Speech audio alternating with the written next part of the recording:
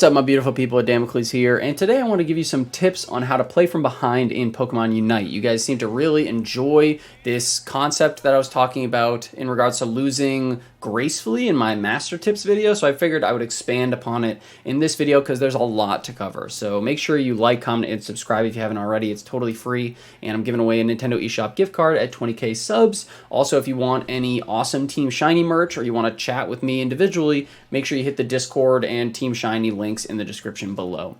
But as far as playing from behind, you guys already know I spoke a little bit about losing gracefully, right? Meaning, like, if you are in a situation where you're going to have to lose a lane or lose an objective, you want to lose gracefully. You don't want to go and hemorrhage. You don't want to lose team fight plus Drednaw. You don't want to lose team fight plus Rotom, or go and just give up free kills or take fights when you actually can't win them. And that's a big part of playing from behind in Pokemon Unite. But another thing that I like to think about is in regards to like what people think about as luck, right? I'm sure everybody's heard the phrase, it's like luck is when like preparation meets opportunity. And I kind of think about playing from behind in a similar way. So if you are in a situation where your team is not in a spot to take a team fight, or you're in a spot where you can't take Drednaw, you can't fight for Rotom, you need to just start preparing for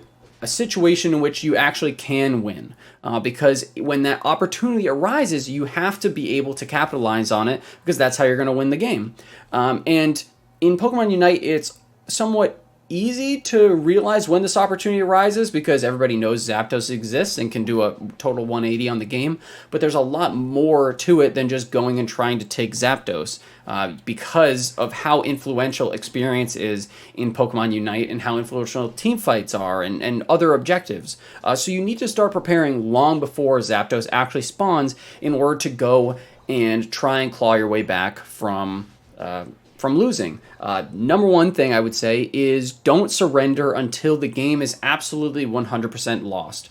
There are some situations where you might want to. I think even in this game, I think about it for a split second, but you can't get frustrated, you can't get tilted. You really just have to try and play to your strengths, right? So, for example, right now I am Zeraora, I'm the jungler, and I'm looking at my lanes, and my lanes are basically getting destroyed, both top and bottom. I've tried to go and help, and the help has not really helped that much. So right now we're in a situation where like my bottom lane is level 4 and level 5 respectively, and we've got a level 7 in the lane. So that's just not going to be pretty. And in this situation right here, we go and we lose one of our bottom laners. So it's just me and Wartortle bottom. And we know, okay, we can't defend that bottom turret. We can't defend that bottom tower, and we can't fight this Drednaw. Top lane has not rotated down, and just in terms of level difference, there's no way that we're going to actually be able to take a significant team fight at Drednaw. And so what do? Well, at least in my mind, I don't know what my other teammates are thinking, is I'm going and I'm trying to farm up XP. I'm trying to get my buffs whenever they are off cooldown so that I can try to keep some semblance of experience parity between myself and the people on the enemy team. Now, if they get every single Drednaw in the game, that's going to be difficult. But if I'm able to go and take my buffs continuously and they let their buffs sit there, then they're missing out on experience, and I'm going to be able to not be as far behind as if I was going and constantly fighting when I'm behind, right? So right here, for example, if you look topside, everybody on my team is super far behind at this point, except for me because I've been farming a little bit. Right now we have one Charmeleon topside, Mr. Mime is gone, and they're pushing in Rotom. Do I want to go and jump into a 5 versus 1 team fight or a 5 versus 2 team fight and die? Or do I want to go and try and score, try and get some experience, try and farm back something, and just let them take that turret? Because the worst thing that's going to happen is they get some points there. But the thing is, at this moment in time, it doesn't matter if they get a bunch of points here. We're already super far behind. If they get more points, they're going to get more points anyway. They have experience. So we have to find another way of playing around that, right? And you guys, if you see the Windows Media Player thing below, it's because I'm trying out a little bit different of a of a review process here. I just want to be able to rewind and show you guys. So let's look at the scoreboard here. Okay, right now, some people might be thinking, take that team fight. I'm thinking, no way on earth am I taking that team fight. We've got a level 7 War Turtle. We've got a level 7 Charmeleon versus a level 10 Charizard. We've got a level 8 Greninja versus a level 10 Greninja. We've got a level 7 Mr. Mime with XP share versus, you know, the entirety of the rest of the team. I'm level 9, and I'm at least at parity with their Slowbro, and I'm getting a little bit close to level 10. I'm not super far behind right now. So do I want to go and sacrifice the remote amount of experience parity that I have to go and jump into a 1v5 team fight where I'm not going to make a difference? We don't have Unite moves right now. They have Unite moves right now, at least everybody except for Eldegoss. So we will lose if we take that team fight. Whereas if we don't take that team fight, they take Rotom, they score some points, which is not fun. But again, the great equalizer later on is Zapdos and that, you know, final 2-minute stretch. So I'm not going to go and take this team fight. If I take this team fight, they get more than just Rotom. They get Rotom plus my experience, plus they put the rest of my team farther behind. And we still are not going to have our Unite moves after that. So right now, the goal is we need to get to a point where we are trying to get to a situation where we can actually fight them and it's remotely equal. Okay, so my team's over there. People are getting slaughtered. I am in the enemy jungle right now because I know, okay, their whole team is pushed up. I can go and steal some of their buff camps. And this is valuable, valuable, valuable experience, right? Like if I take their buff camps, even though they have Drednaw, if they are able to have Drednaw plus the buff camps, then their XP lead gets even farther ahead. Whereas if I'm able to go, you can see here, I checked the system settings real quick. I was like, man, I don't think this game is going to work out. But I was like, nah. We got this. We got this. You gotta keep that mental game, right? So now I've got 2 of their buffs, and I know they're super pushed up. But I know that, okay, I'm actually making some experience headway. If they didn't have the Drednaw right now, I would be ahead, right? My team tries to surrender here. I'm like, nah. Right now, I'm sitting in this bush because I'm saying, okay, I'm in a situation where maybe I can steal this Drednaw. I have my Unite move. They probably use their Unite moves in that team fight. Let me go and steal. Let me go and try to catch this Machamp out, and then let me score some additional points to try and get my team just a little bit farther ahead in this game. They come, they try and chase me. It's just not going to happen. I try to think about turning on this Greninja, but right now, what my goal is, if you look at the map, let's look at the map here. My team is pushing up, but this Greninja is going and doing Drednaw with my teammate. So the enemy team, they could take a team fight right now and just wipe the floor with us, really, right?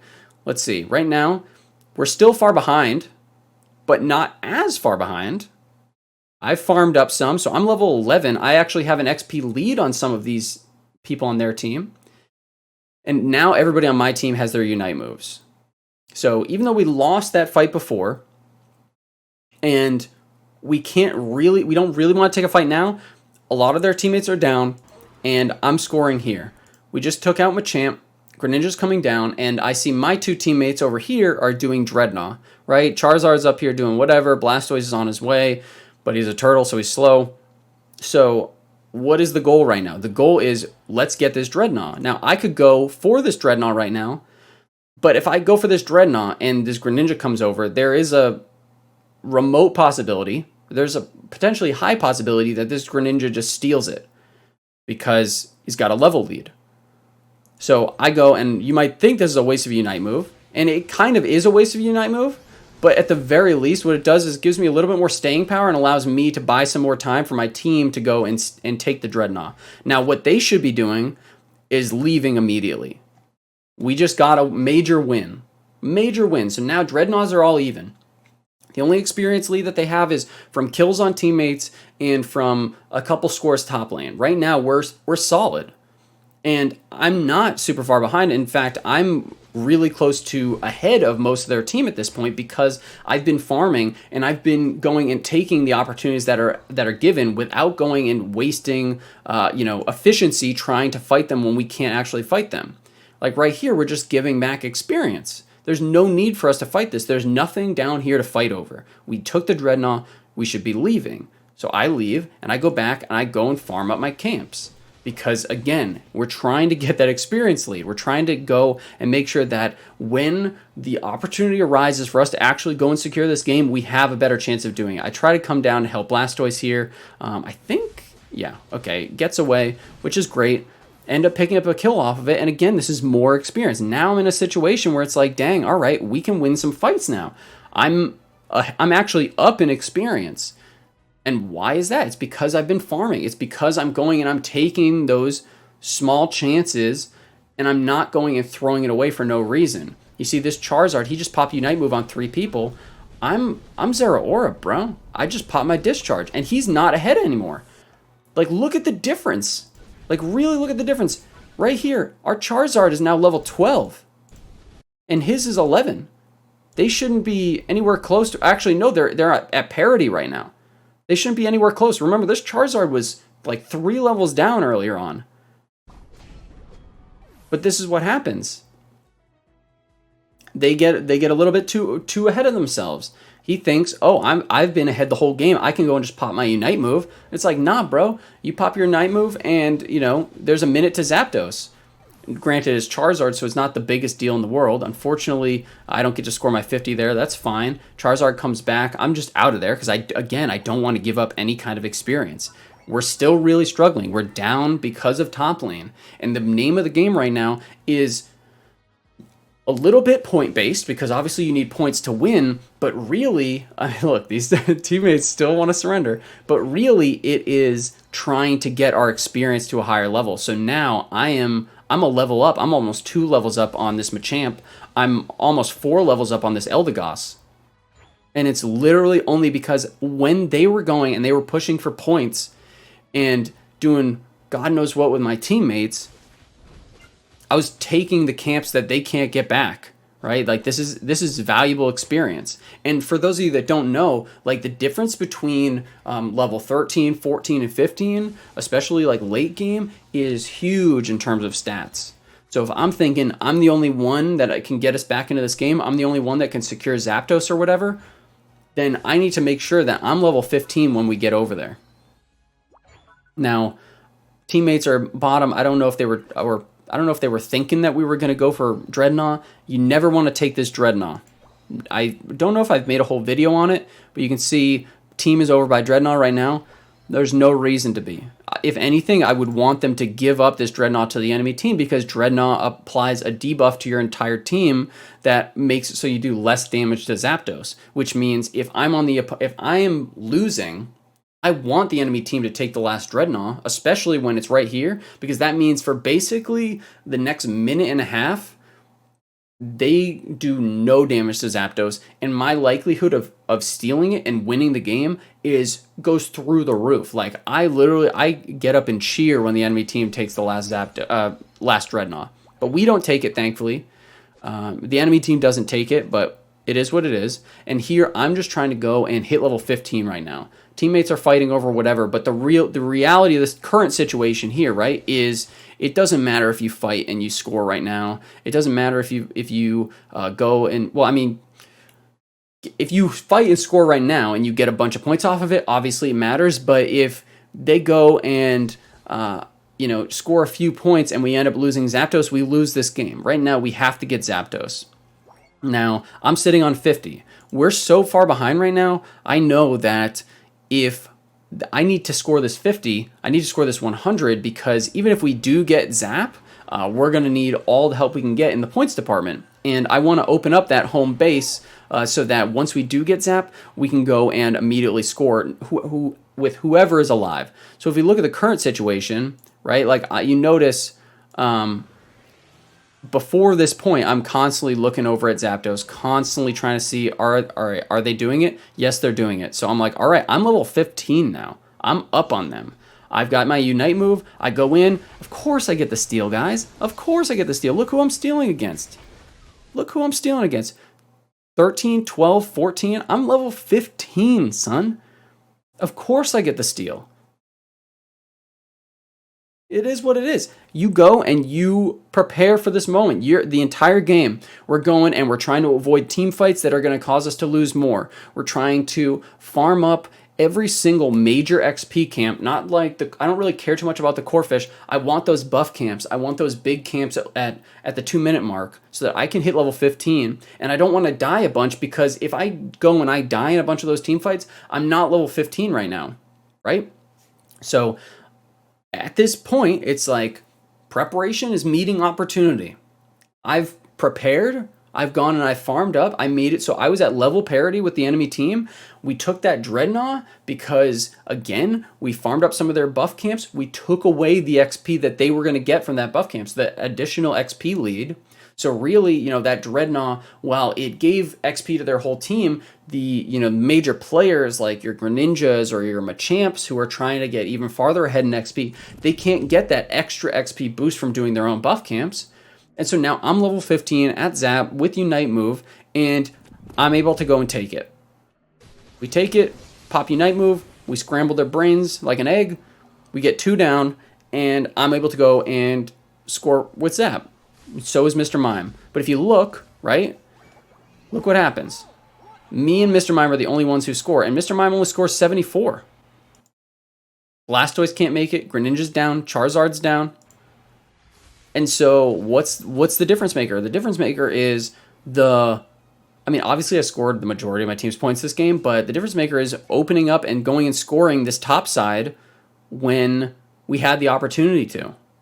Because if I don't score here, we straight up lose the game. I go and I have 50 points top. If I go and I take Zapdos and I'm not able to go and get any more than 50 points, then the most that we're going to be able to score here is 200.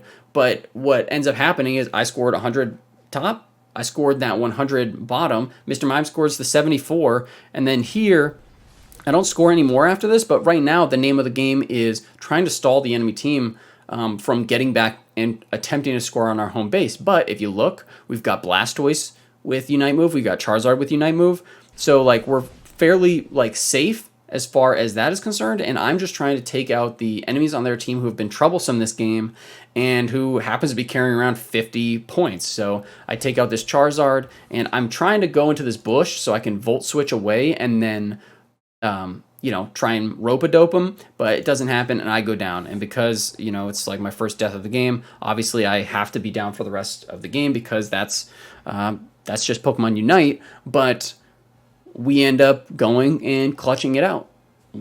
My team defends because we've got Blastoise and Charizard with Unite moves, and we didn't surrender the game. I'm trying to call here just to surrender, but I don't even know how to use the Quick Talk tools because who needs them?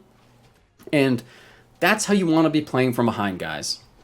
I hope that I made it clear enough. I know this video went on for a little bit longer just because of the you know, stopping and looking at the gameplay. Let me know if you guys like that more, if you like it less, you like the 10-minute videos. But I kind of like being able to pause and look at stuff, and we end up winning 467 to 390. So if I don't score that 100 top, we don't win the game there, even though we got Zapdos.